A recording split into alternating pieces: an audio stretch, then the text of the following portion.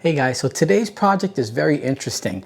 I have a customer that saw one of my previous paintings I did of Valentino Rossi, and he liked the painting, but he wanted something a little different. He wanted the same style image, but he didn't want it quite painted the same way. What he recommended was that we would do a piece of wood, and he wanted something a little bit like sort of 3D or something a little different, like there was etching in the wood samples that he showed me.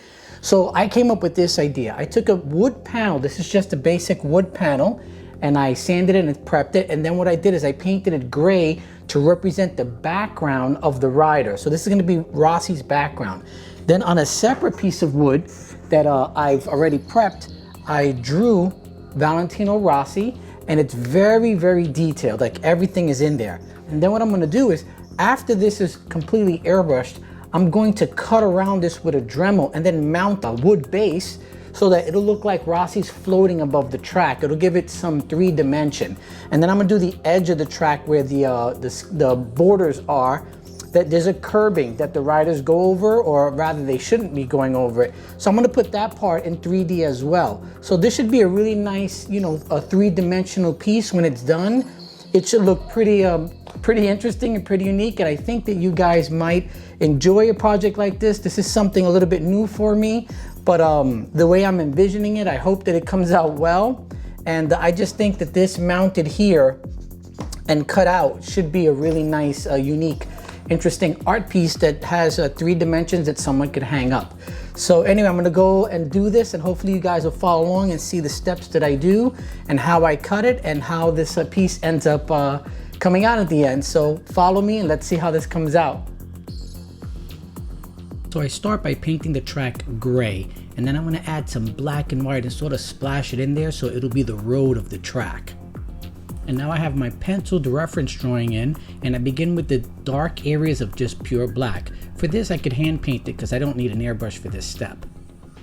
Next I put some black in my airbrush and I begin softening up all the black areas so that I don't have hard lines. Now I begin airbrushing over areas that I hand painted that I want to soften and sort of give it a more muted appearance.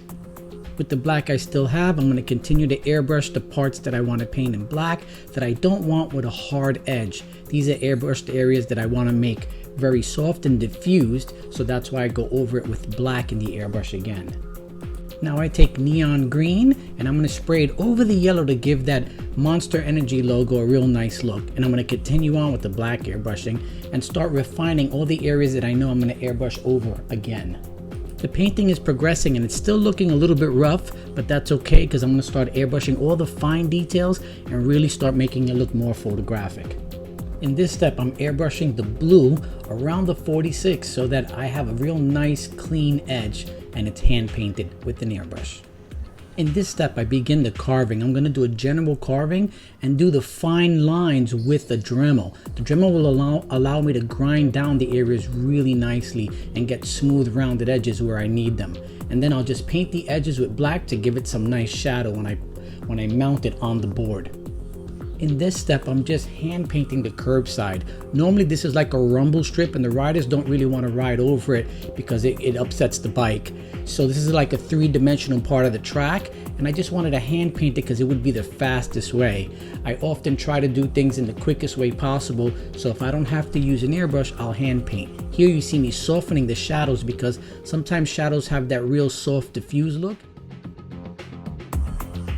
Here you see a series of photos showing the progression the painting takes as I go along and get further in the painting.